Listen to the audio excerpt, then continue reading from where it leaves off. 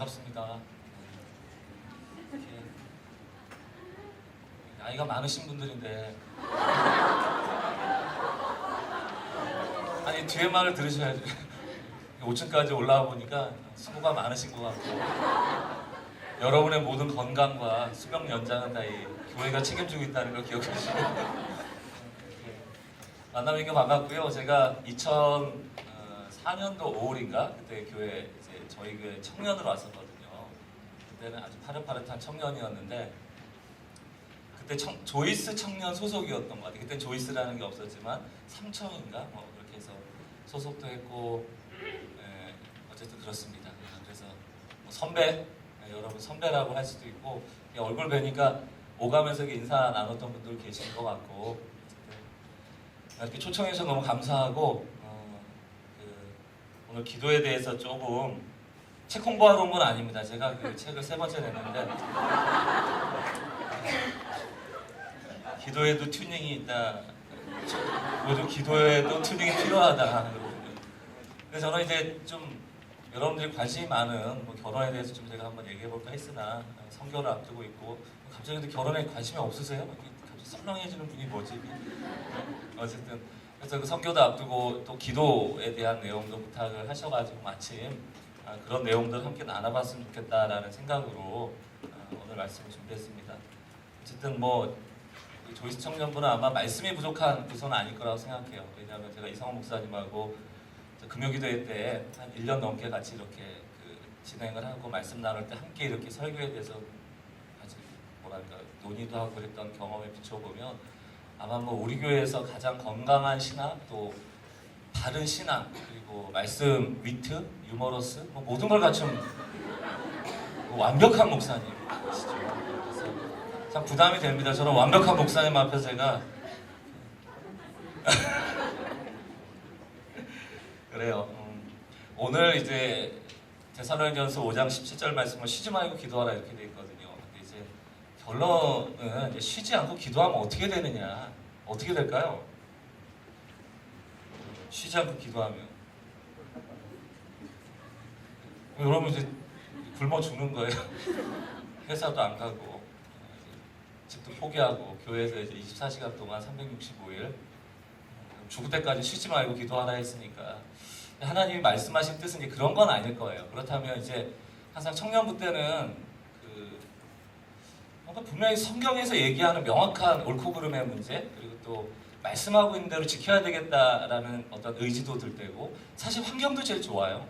그래서 솔로잖아요. 그러니까 내 신앙에 대해서도 그렇고 뭐든지 고민하고 뭐든지 실천하고 내가 원하는 대로 할 수 있을 텐데 정작 이제 이런 실행 불가능한 말씀을 만날 때마다 이게 이제 무슨 뜻인지를 알아야지 그 다음 단계로 나갈 수 있는데 그냥 무작정 열심히 기도하라는 뜻인가 보다 이렇게 넘어가 버리면 사실 이제 뭐랄까 신앙의 베이직이 또 기초라는 게 청년 때 참 이루어지기 쉽고 이렇게 좋은 목사님하고 같이 할 때 이렇게 생겨져야 되는데 자꾸 그냥 무작정 넘어가 버리면 그 기초가 안 될 때가 너무 많아요.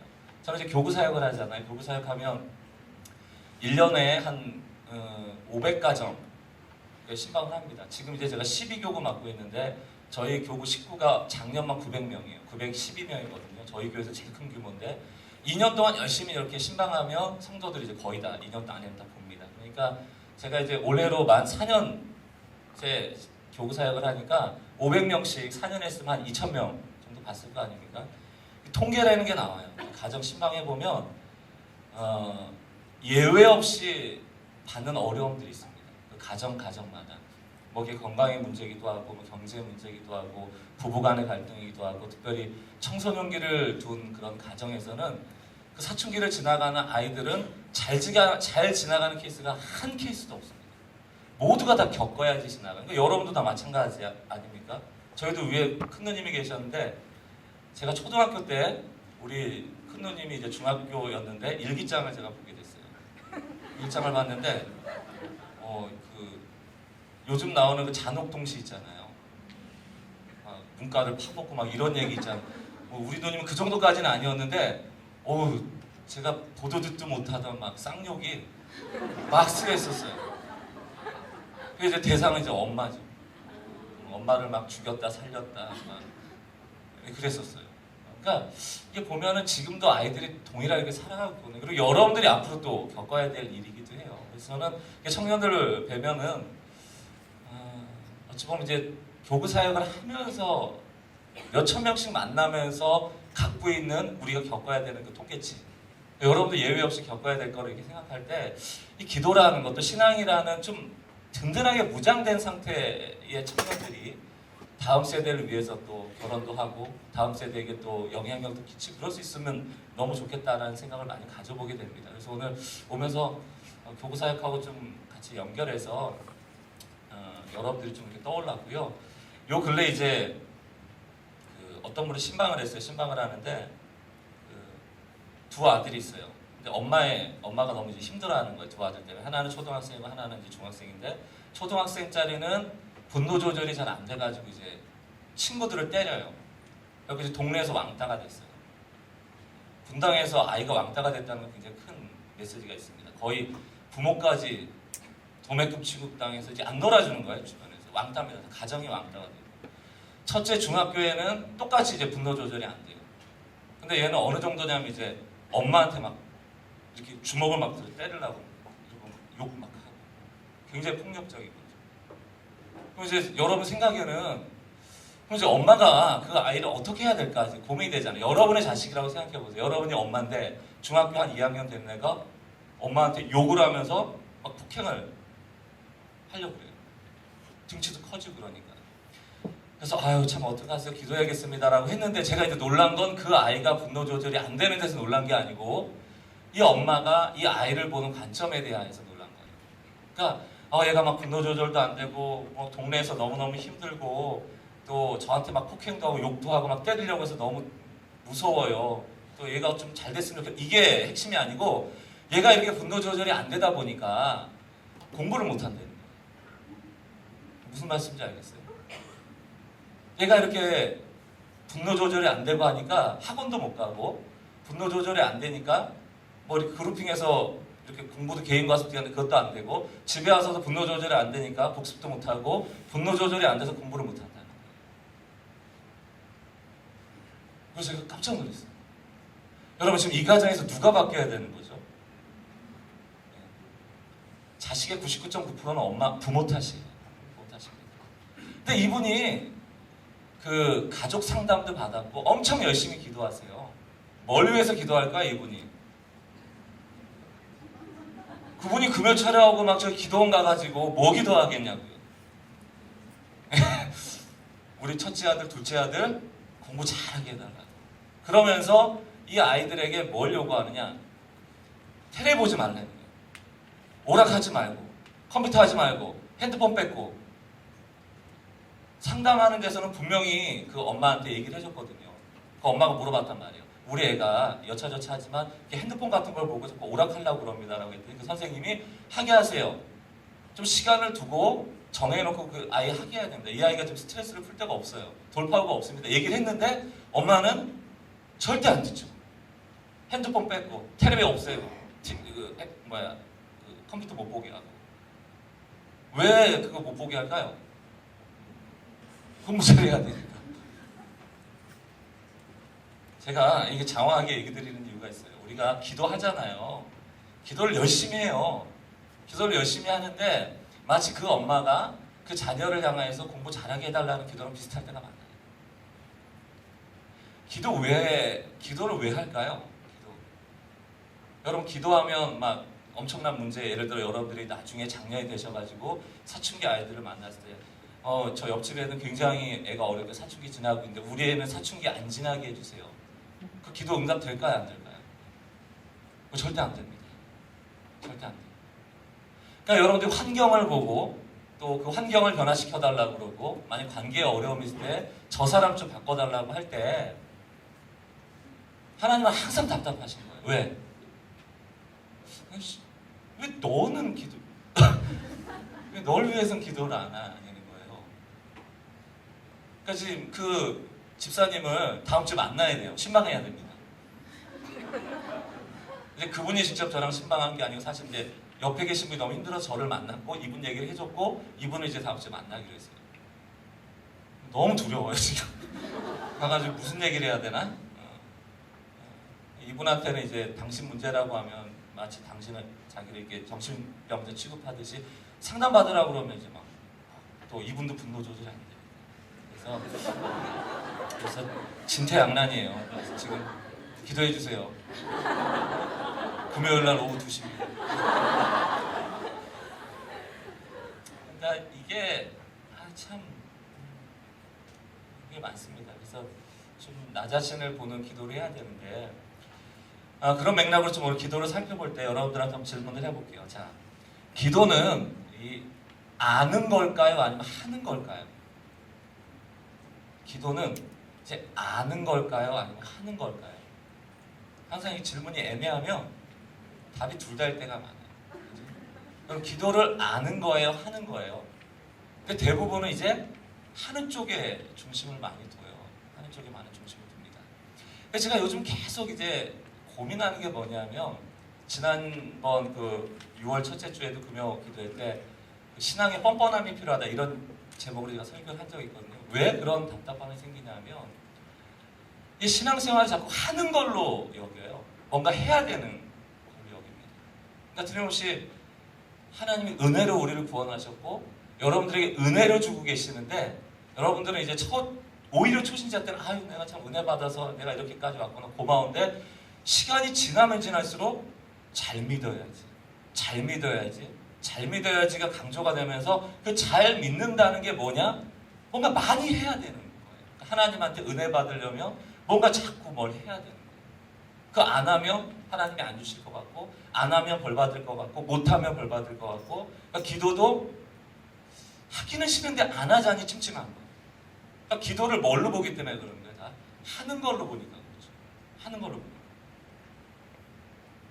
근데 저는 이 데살로니가서 5장 17절을 보면서 기도가 하는 것이라면 쉬지 말고 기도해라 라는 걸로 하는 걸로 이해해버리면 여러분 처음에 얘기했던 그 결론처럼 여러분의 일상의 생활이 돼요 안 돼요? 당연히 안 되는 거죠. 안 되는 거예요. 그러니까 분명히 그 뜻은 아닐 거라는 거예요.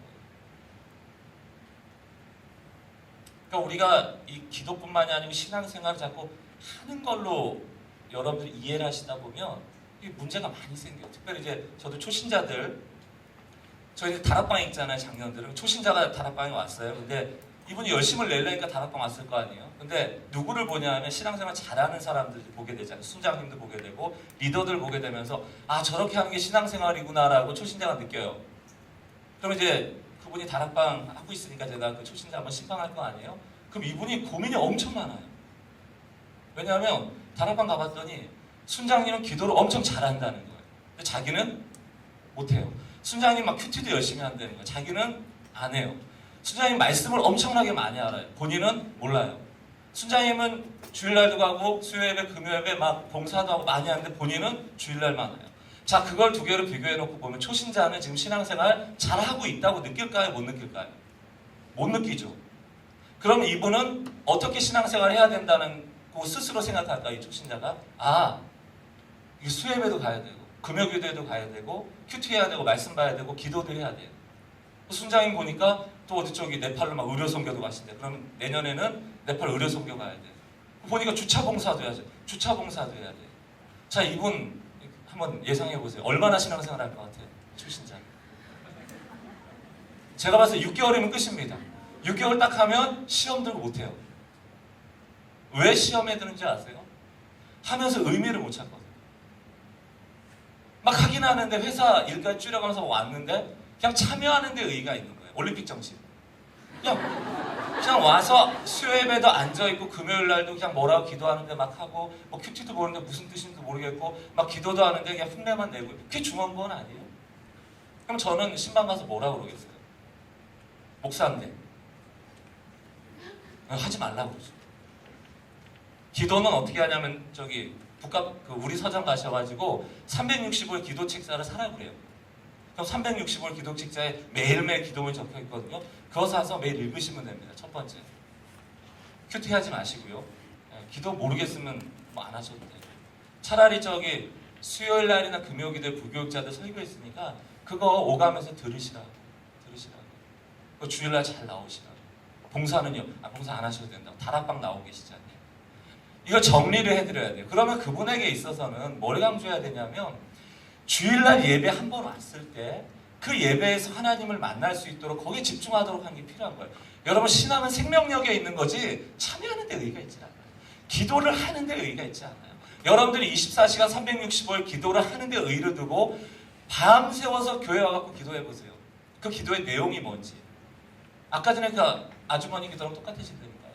이 아이는 지금 분노 조절이 안 되고 부모와의 관계성이 흐트러져 있고 아버지에게 사랑을 못 받아서 증상이 나오고 있는데 막 욕하고 엄마를 때리고 하는데 엄마의 오직 관심은 공부예요.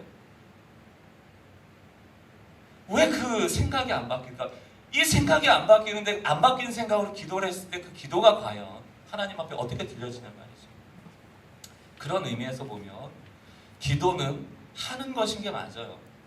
동사가 맞습니다. 하지만 하나님을 모르고 하면 정말 기도는 능력이라고 했는데 그 능력이 그 기도가 응답이 정말 하나님께서 주시는 그 복이 하나님이 기뻐하신 대로 오는 것이 아니고 계속적으로 지루하게 딜레이 되어지고 또 여러분들이 원하는 대로 안 되는 것 때문에 여러분 시험 들고 해석하지 못해서 낭망하고 그래서 신앙을 포기하게 되고 그래서 무신론자 되는 경우가 얼마나 많습니까?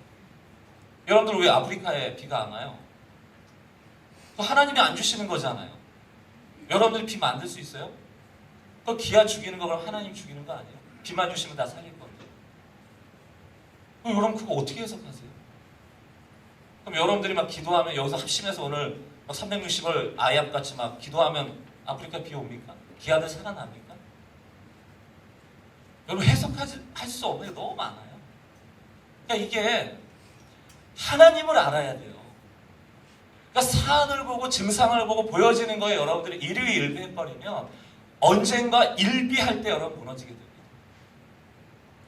그러니까 그걸 대비하셔야 돼요. 그래서 제가 앞에 제가 결혼 얘기도 하고 작년에 얘기를 해드렸던 게 뭐냐면 여러분들에게 닥칠 일이에요. 그리고 저는 청년부에서 올라와서 뭐 임신하고 애 하나 낳고 이제 6개월밖에 안 나는 그 꼬맹이 애를 이렇게 케어하는 그 청년들 보잖아요. 바로 1년 전엔 청년부였어요. 결혼하고 1년 후에는 바로 6개월짜리 아이를 가진 그 성도가 됐단 말이에요. 집사가 뭐 어쨌든 작년은 넘어왔단 말이에요. 근데 여러분 이 1년이라는 게 여러분들은 상상도 할 수 없는 차이를 만들어요. 그 결혼이라는 그 아이를 키운다는 시간이 절대 이렇게 쉽지가 않아요. 왜 산후 우울증이 왜 오겠어요? 저는 이제 첫째를 한 4년 제가 와이프보다 더 많이 봤어요. 4년 동안 잠잘 때 저희 남자애는 제 그 잠옷을 붙잡고 냄새 맡으면서 잤습니다. 저랑 1시간 훨씬 많으니까. 이거는 이제 농담으로 들으세요. 제가 둘째 낳다고 할 때 저는 반대했고 저희 와이프는 낳자고 그랬어요. 왜 그랬느냐? 와이프는 몰라.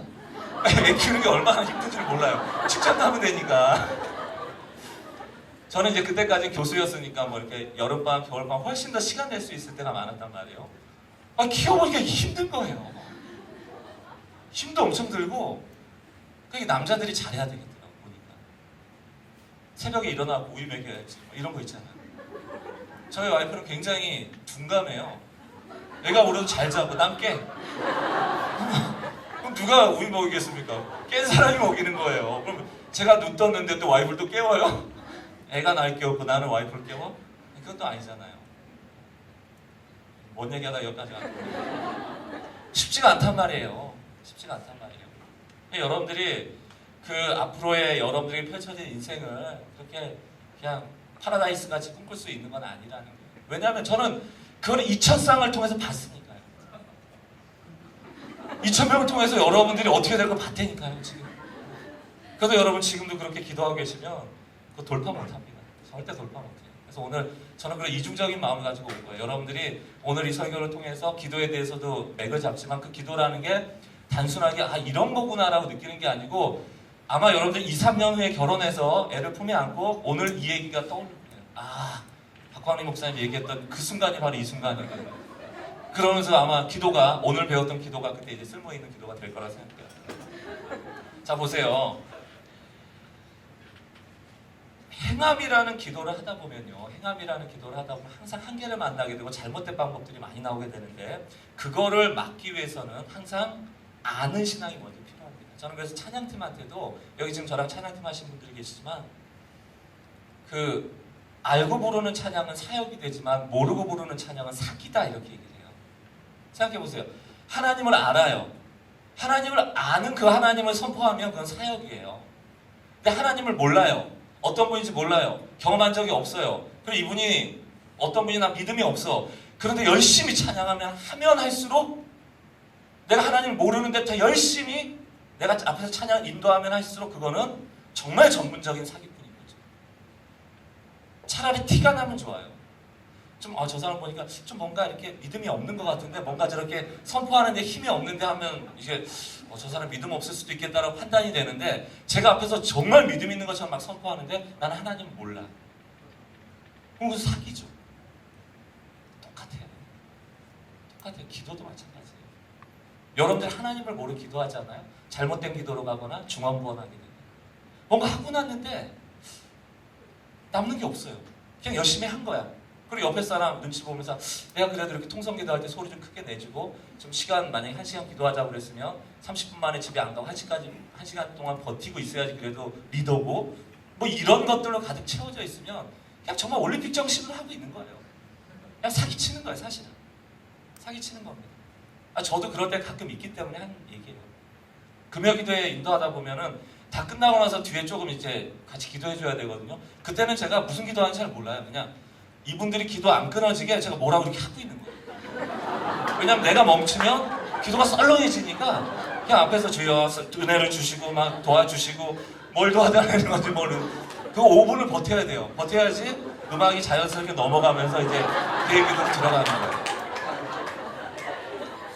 이건 뭐예요? 그 5분 동안은 뭐 하고 있는 거예요? 뭐 사기치고 있는 거죠. 하나님도 아시겠죠? 나도 알고 하나님도 알고 하지만 성도를 위한 거니까 용납해 주시. 제가 뭐 그때 그 기도를 가지고 응답해달라고 욕심 안 냅니다. 그 욕심 왜 내겠어요? 그거는 주여 이거는 지금 금요기도를 위해서 제가 하고 있는 거예요. 이게 앞에서 리딩해주고 있는 거예요. 그런 게 많아요. 우리 이상호 목사님 공감 많이 하실 텐데.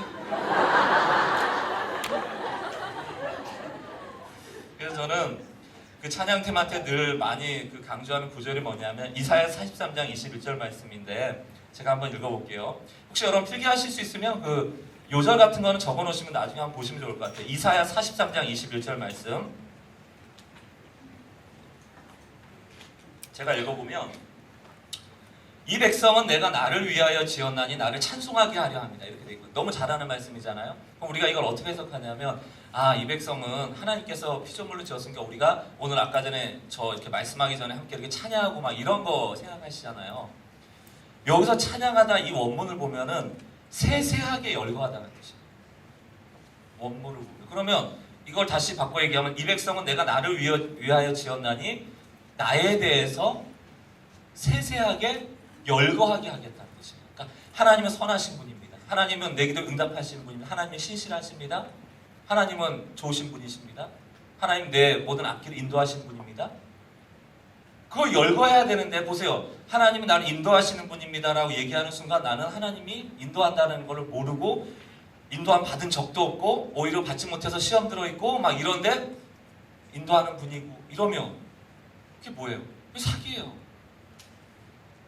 그러니까 우리가 정말 힘써야 될 건 뭐냐면 이 백성은 내가 나를 위해서 지었기 때문에 나에 대해서 많이 알기 원한다.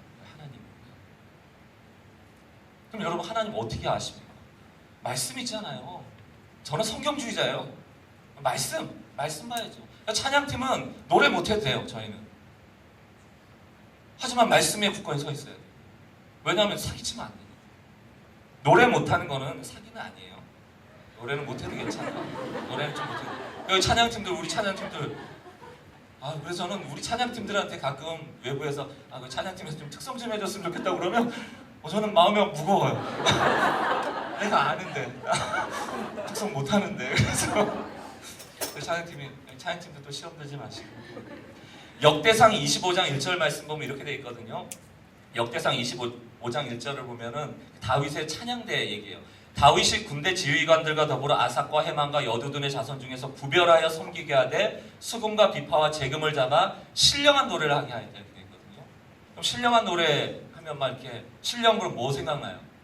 막 이렇게 막 방언으로 찬양하고 막 이렇게 애드리브로 찬양하고 막 그런 것도 뭐 신령할 수 있죠. 근데 여기서 신령하다라는 뜻은 메신저라는 예언이라는 뜻이에요. 예언하는 찬양을 한다는 뜻이에요. 근데 여러분들 베드로후서 말씀 보면은 예언은 언제든지 사람의 뜻으로 낸 것이 아니고 오직 성령의 감동하심을 받은 사람들이 하나님께 받아 말하는 것이다 이렇게 돼 있어요. 그럼 신령한 찬양이 뭐예요? 여러분들이 막 만들어내는 찬양이에요? 그거 아니죠. 뭐여야 되는 거예요? 하나님께로부터 받아 말하는 것이에요. 그럼 예를 들어 봅시다. 여러분들 이번 이제 선교하실 거 아니에요? 선교하실 거 아니에요? 그러면 기도를 한다든가 찬양한다 할 때 여러분들이 막 회의하잖아요. 그때 막 이랬으면 좋겠어요, 저랬으면 좋겠어요 막 하다가 뭐 누가 말 안 들어주면 또 싸우고 막 디베이트하다 시험 들고 안 간다 그러고 뭐 이거 하자고 그러는데 왜 안 했냐 그러고 그런 거 마시고 하나님께 받아 말하세요. 찬양할 때 가사 한 구절 한 구절이 있더라도 그 안에 보여주는 구원이라는 한 단어가 보이더라도 나는 은혜로 구원받았지 받아 말하세요. 이게 찬양이고 이게 기도예요. 기도 찬양 구분할 것도 없어요. 이게 신앙이에요. 하나님을 아는 거로부터 시작하는 거예요. 그거 없이 여러분 신앙생활하면 정말 점검해 보셔야 돼요. 사기신앙. 요한복음 4장 22절 말씀 보니까 우리는 아는 것을 예배하다 이렇게 되어 있거든요. 우리는 아는 것을 예배하다. 아는 것을 예배하다. 그러면서 여러분 잘 아는 요한복음 4장 24절 가면 하나님은 영이시니 예배하는 자는 뭐와? 영과 진리로 예배하지. 자, 여러분 미국 사람 만났어요. 근데 여러분 막 한국말 해요. 소통돼요? 안 돼요? 안 되죠. 하나님은 영이시니 영과 진리로. 그러니까 여러분 육을 가지고는 하나님 소통 안 된다는 거예요. 말씀으로 하나님을 제대로 알지 못하는 비진리로는 하나님께 예배할 수 없다는 거예요. 그러니까 이게 예배, 찬송, 기도라는 단어지만 이게 신앙으로 묶어버리면 하나님과 컨택할 수 없다는 뜻이에요. 기도할 때 하나님을 만나지 못하는 거예요. 찬양할 때 하나님을 만나지 못하는 거예요. 예배할 때 하나님을 만나지 못하는 거예요. 왜요? 하나님은 영이고 진리이기 때문에. 하나님은 우리가 아는 것을 말하기를 원하기 때문에. 하나님은 하나님에 대해서 세세하게 열거하는 것을 기뻐하기 때문에. 우리가 그렇게 하고 있는가? 왜 안 되나? 이제 은혜를 오해하기 때문에. 저는 이제 그렇게 분명하게 얘기합니다. 은혜가 뭐예요, 여러분? 이상 목사님 같이 잘 배웠을 텐데. 은혜 뭡니까? 여러분 예배 끝나고 나서 아유 나 오늘 은혜 받았어. 그럼 뭐 받은 거예요? 돈 받았어. 그럼 분명하죠. 돈 받았으니까. 케이크 받았어. 분명해. 케이크. 그죠? 전화 받았어. 전화. 은혜 받았어. 뭐 받은 거예요? 갑자기 이제 막 여러분들이 사기꾼이라는 게 막 나오기 시작하죠. 지금. 아 내가 뭔가 지금 모르고 지금 내가 지금 신앙생활하고 있구나. 은혜의 정확한 정의는 하나님께서 받을 수 없는 자에게 선물을 주신 거죠. 공짜로 주신 거예요. 여러분들이 받을 만해서 받은 게 아니고 그냥 받은 거예요. 그래서 그 에베소서 2장 8절 말씀 이거는 여러분 정말 신앙에 가장 베이직이 되는 바탕색을 하나 찾아라 그러면 에베소서 2장 8절이에요. 너희는 그 은혜에 의하여 믿음으로 말미암아 구원을 받았으니 이것은 너에게 난 것이 아니고 하나님의 선물이라 행위에서 난 것이 아니니 아무도 자랑치 못하게 하려 합니다. 자, 여러분 구원을 믿음으로 받아요? 은혜로 받아요? 그럼 믿음 없어도 돼요? 둘 다 필요한 거예요. 둘 다 필요한 건데 정확히 얘기하면 은혜로 받는 거예요. 하나님의 선물이고 하나님이 여러분들이 생각지도 못한 걸 주신 거예요. 그죠? 그럼 여러분들 기도할 때 저희가 아까 전에 사기치면서 했던 기도 내용 중에 가장 많은 게 은혜 달라는 거거든요. 5분 동안 할 말이 없으니까 막 기도에 막 진행되는 동안 주여 은혜를 주옵소서, 은혜를 주옵소서, 인도해 주옵소서, 은혜를 주옵소서. 근데 그 은혜의 정체가 없잖아요. 그럼 여러분들 기도할 때 가장 많이 쓰는 단어 그거 아니에요? 은혜를 달라는 거. 이상하지 않아요, 여러분들? 내가 생일이에요. 선물을 받는데 제가 여러분들한테 나는 꼭 이거를 받고 싶어 하고 여러분들한테 얘기를 하고 그거를 향해서 은혜를 줘, 은혜를 줘, 은혜를 줘 하고 내가 정한 선물을 받기 원한다면 그 선물의 가치가 있는 건가요? 그러니까 하나님이 여러분들이 한 번도 구한 적도 없어요. 십자가라는 걸 구한 인생이 없습니다. 예수 그리스도가 죽어야지 우리가 구원받는다는 걸 안 사람도 없고 구한 사람도 없고 기다린 사람도 없어요. 아무도 생각을 못했어요. 근데 갑자기 예수님이 나타나셔서 십자가에 죽으시고 그를 믿는 자마다 구원을 얻게 만들어 놓으셨어요. 그게 은혜예요. 그런데 왜 갑자기 기도로 와가지고는 하나님이 십자가까지 주셨는데 내 인생에 가장 좋은 것을 주실 것에 대해서 확신하는 것이 아니고 내가 받고 싶은 것들에 대해서 하나님께 요청하고 그것들이 주어지는 것을 은혜라고 생각하게 됐습니다. 여기서 문제가 생겨요. 이게 핵심입니다. 그래서 저는 굉장히 이게 유명한 얘기인데 기도의 바탕색은 복음이에요. 제가 만든 말입니다. 제가 만든 말. 기도의 바탕색은 복음이다. 그러니까 여러분들 하나님을 알아야 된다 기도할 때라고 했을 때 뭘 알아야 하는가? 뭘 알아야 하는가? 하나님이 우리에게 은혜 주신 분이라는 걸 알아야 돼요. 그래서 로마서 8장 32절 말씀 보면 자기 아들을 아끼지 아니하시고 우리 모든 사람을 위하여 내주시니가 어찌 그 아들과 함께 모든 것을 우리에게 주시지 않겠는가? 아들을 줬는데 모든 것을 주시지 않을까? 근데 우리가 여기서 착각하는 게 뭐예요? 내가 원하는 것도 그 모든 것에 포함되어 있으니까 하나님이 혹시 모르실 수 있으니까 내가 말씀을 드려야 돼. 이것도 주시고 이것도 주시고 이것도 주시고 이것도 주시고. 왜냐하면 이거는 하나님 주실 건데 혹시 모르니까 제가 알려드리는 거예요.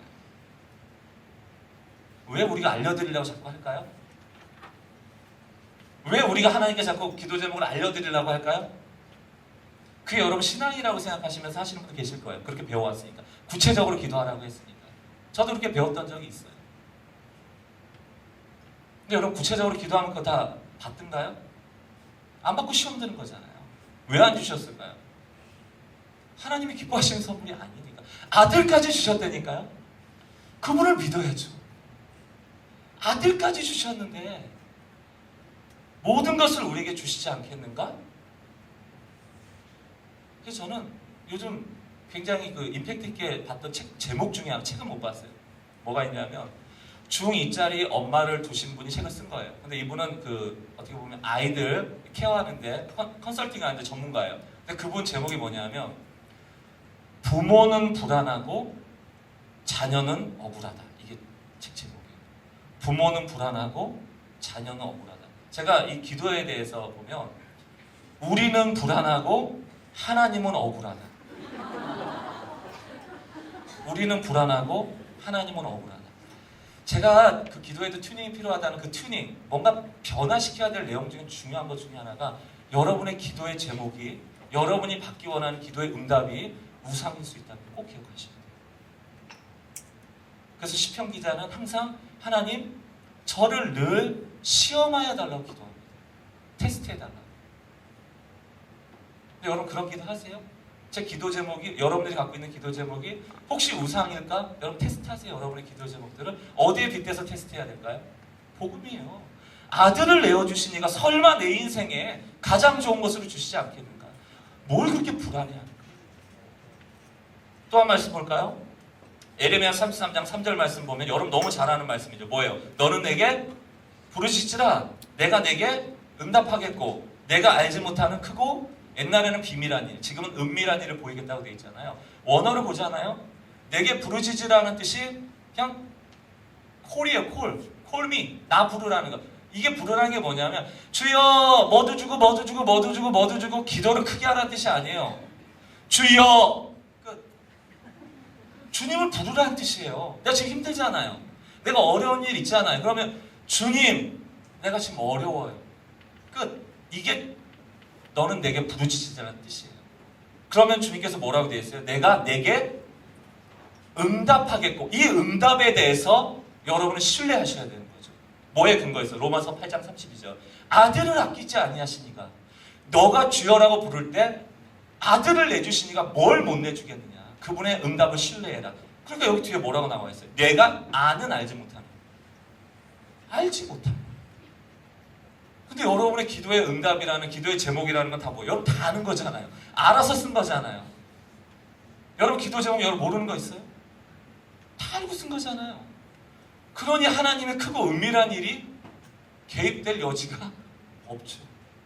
그래서 저는 여러분들을 선교가실 때 모르겠습니다. 이상훈 목사님께 뭐 이런 얘기를 들어도 모르겠지만 너무 많이 준비하지 마세요. 준비하실 거 기본적으로 의식주 준비하시고 이거 붙잡으세요. 에레미야 33장 3절 말씀, 주여 우리가 주께 부르짖겠사오니 우리가 이곳에서 모여서 기도조차 하지 못했던 그 크고 은밀한 일이 그 선교간 그 현장에서 일어나게 해달라고. 이게 하나님 기뻐하시는 기도예요. 오늘도 이후에 기도할 거 아닙니까?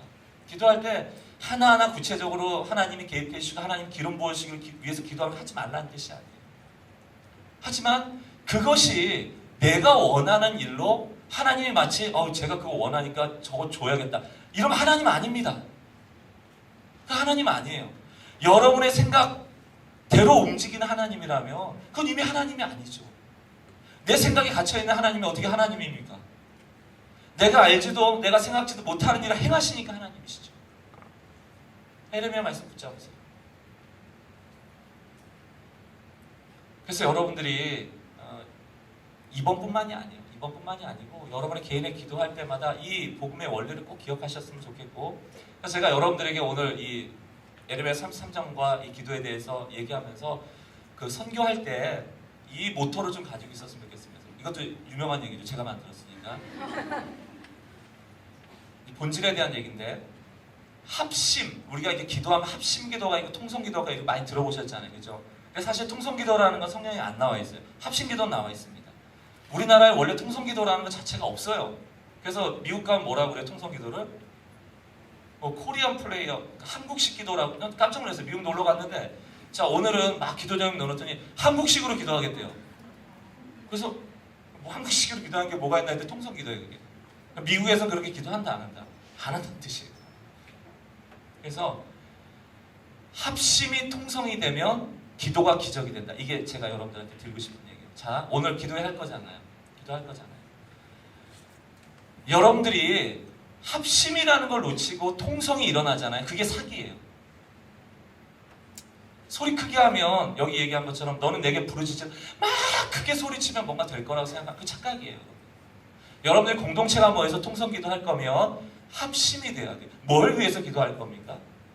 그게 옆 사람을 바라볼 때 이 사람도 이 마음으로 기도하고 있겠구나라는 게 하나가 될 때 그게 능력 있는 통성 기도가 되는 거예요. 금요 기도에 와서 저는 통성 기도라는 말을 쓰고 싶지가 않아요. 미안한 얘기입니다만. 왜 그런지 아세요? 다 같이 기도해요. 다 같이 기도해요. 여러분, 개인이 기도할 때는 성경은 오히려 통성 기도를 요청하는 게 아니에요. 골방에 들어가 은밀한 곳에서 너를 바라보는 그 하나님과 독대하면서 기도하라고 하지 통성 기도 없습니다. 오히려. 그런데 한국 교회가 다 어떻게 기도해요? 각자 기도 제목 놓고 통성으로 기도하죠. 여러분, 기도 잘 되든가요? 그렇게 하면? 옆 사람 기도 막 들리잖아요. 이 사람 이런 문제가 있구나. 통성 기도가 신앙이 약한 분들에게는 함께 이렇게 끌어가는 삼겹살 기도같이 되는 게 있습니다만, 그것도 있지만 그게 전부라고 생각하면 착각이라요. 차라리 합심하세요. 그리고 제가 오늘 말씀드렸던 것처럼 하나님 그 선교 우리가 갔을 때, 국내 선교 갔을 때 하나님의 크고 은밀한 일을 우리가 구합니다라고 여기 모이신 200명이 한번 통성해서 기도해 보세요. 하나님이 어떤 일을 베풀어 주시는지. 그걸 기대하는 게 기도 아닙니까? 그러니까 여러분들 막 기도 제목 하나하나 넣고 막 미안해, 이거 여러분들 정말 좀 조심스러운데 청년들 그냥 막 편하게 하는 얘기인데 결혼 얘기는 왠지 여기 오니까 약간 썰렁해져가지고 막 이렇게 결혼 기도할 때도 뭐 예를 들어서 몇 센치에 뭐 키가 몇 센치 뭐 어쩌고 저쩌고 막 한 20가지 적어놨다 칩시다. 그럼 여러분들 19가지는 해당하는데 한 가지 안 되면 안 할 거예요? 그런 거 예전에 저는 상담도 한 적이 있어요. 본인 기도 제목 가져와가지고 다 좋은데 이게 안 된다고. 결혼해라. 여러분, 그 기도의 제목이 우상이에요. 잘못하면.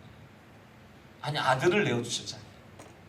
그래서 제가 기도의 바탕색이 복음이라고 얘기를 하는 게, 자꾸 여러분들이 기도에 이렇게 회의가 일어나고 어렵고 할 때마다 돌아가야 될 때는 복음이에요. 아들도 내어주시는 거예요.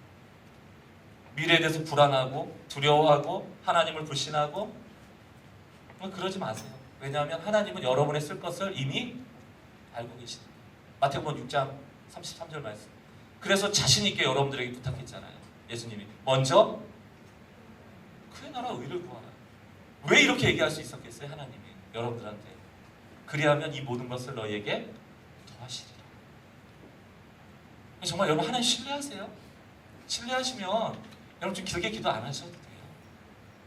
오히려 길게 기도하는 건 여러분 이런 중보기도 많이 하세요. 합심기도 많이 하시고요. 이게 청년부를 위해서 옆 사람을 위해서 기도 많이 하세요. 그게 제가 봤을 때 먼저 그의 나라와 의를 구하는 거. 약한 자를 위해서 기도하는 거. 100가지의 기도의 제목이 있으면 타자로부터 자아로 들어오는 기도, 이런 거 훈련하셔야 됩니다. 오늘 이 조이스 청년부 제가 뭐 준비한 얘기 다 못했지만 나중에 또 한번 불러주십시오. 이게 기도에 대해서 아멘. 아무것도 하지 말라는 건 아니에요. 잠언 말씀도 마병은 준비하거니와 이김은 여호와께 있다 할 때 마병은 준비해야 돼요. 넉넉고 있는데 이김을 주시는 분은 아니세요. 하지만 우리가 준비한 그것이 우상이 되어서 이거를 강화시키기 위해서 하나님을 요술래프의 진이처럼 쓰는 행동은 하나님을 멸시하는 겁니다. 사기치는 겁니다. 그래서 여러분들이 꼭 오늘 몇 가지 드린 말씀, 그리고 그냥 그 책을 한번 사서 보세요. 제가 오늘 기승전 책 이렇게.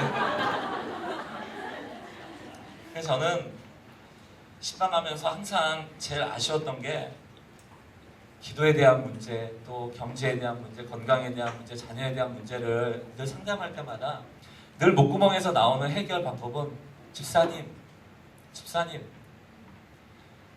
복음으로 우리를 구원하신 하나님이 이것을 구원하지 못하겠습니까? 라고 얘기해 주고 싶은 거예요. 근데 그렇게 할 수 있을까요? 못할까요? 못하죠. 그럼 뭐라고 그런지 아세요? 저도 알아요, 목사님. 또 남의 일이라고 그렇게 쉽게 얘기하세요. 이런다니까요. 여러분, 하나님께서 도우시는 일이 쉬운 일이에요? 참 방법을 달라는 거예요. 여러분들, 우리 찬양 있잖아요. 나의 기도하는 것보다 더욱 응답하신 하나님, 나의 생각하는 것보다 더욱 이루신 하나님. 저 금호기도회 때 자주 이렇게 권면해요. 여러분들이 기도하는 것만 하나님이 응답하셨으면 여러분 죽는 겁니다. 여러분들이 기도 안 하고 있는데 채워주시는 게 너무 많은 거예요. 그래서 삶입니다.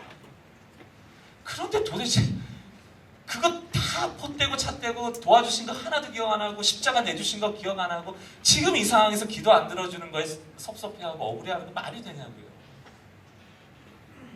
이게 말이 됩니까? 나중에 여러분들 지금 제가 눈도장 찍고 있어요. 저기 결혼해서 우리 교구로 오실 분도 있어. 분명히 갔을 때 제가 권면 그렇게 할까요? 자매 그때 나랑 그 설교할 때 있었지. 힘든 거 구원하시면 죽게 있는 거야. 하나님 믿고 나가는 거지. 뭐가 두려워? 미래가 뭐가 두려워? 하나님께서 예비하신 길이 있을 텐데. 이럴 때 아멘. 하나님, 아니 좀 목사님 힘내서 한번 해볼게요. 이렇게 나와야지. 목사님 남의 일이라고 그러실 수 있어요. 이러면 안 돼. 아이고 시간이 많이 갔네. 저는 그 주일 예배하고 여기까지 와가지고 이 얘기 듣고 그럼 얼마나 피곤할까 하는 생각을 해요. 근데 같이 찬양하면서 비전이라는 찬양 같이 하려고 제가 좀 부탁을 드렸습니다.